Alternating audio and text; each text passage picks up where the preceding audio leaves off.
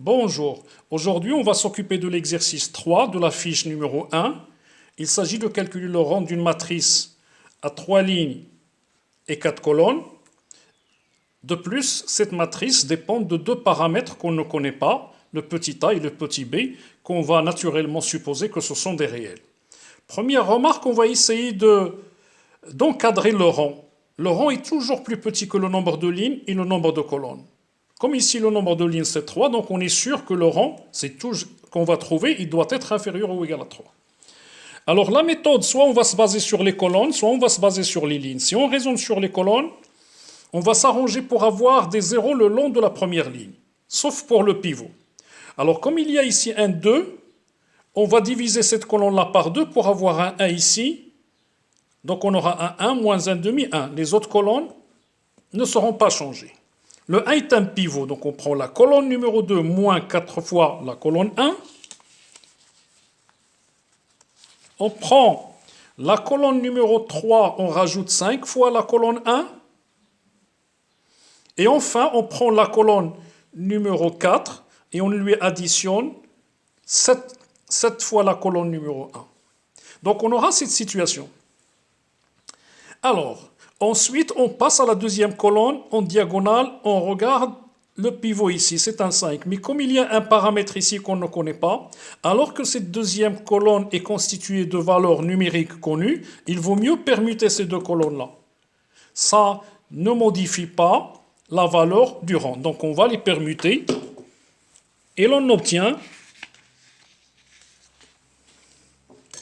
la nouvelle matrice suivante. Donc on les a permutés. Il y a un moins 3 demi ici, donc on va s'arranger pour avoir un 1, ce qui veut dire qu'on doit multiplier par moins 2 tiers. Donc la colonne devient 0, 1, moins 1 tiers. Les autres colonnes ne changent pas. On les réécrit ici. Le 1 est un pivot, donc pour avoir un 0 ici, on va prendre cette colonne numéro 3, lui retrancher 5 fois la colonne numéro 2.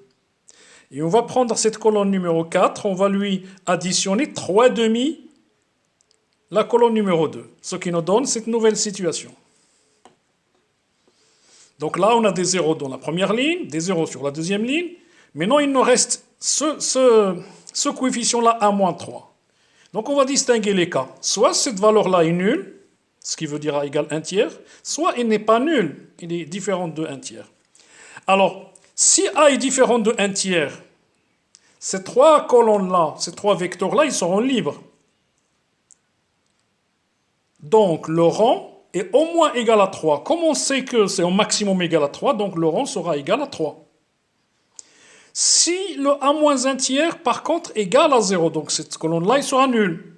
Donc, on a le droit de l'abandonner et de conserver la colonne 1, la colonne 2 et la colonne 3.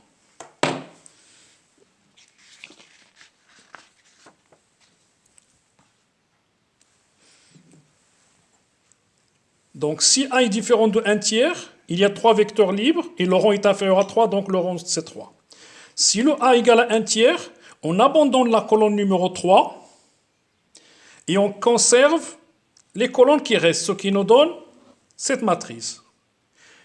Maintenant, on va discuter sur le B plus 3. Est-ce que le B plus 3 est égal à 0 ou est-ce que c'est différent de 0?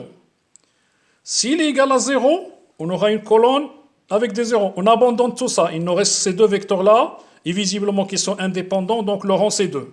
Autrement dit, si B égale moins 3, vous le voyez là, le rang de M égale à 2. Si B plus 3 est différent de 0, ben on aura ici 3 vecteurs libres, donc le rang est au moins égal à 3. Comme au début de se corriger, on avait dit que le rang maximum égal à 3, donc il sera égal à 3. En conclusion, le rang égal à 2, dans un seul cas, il faut que A soit égal à 1 tiers et B soit égal à moins 3. Dans tous les autres cas, le rang, c'est égal à 3. Très bien.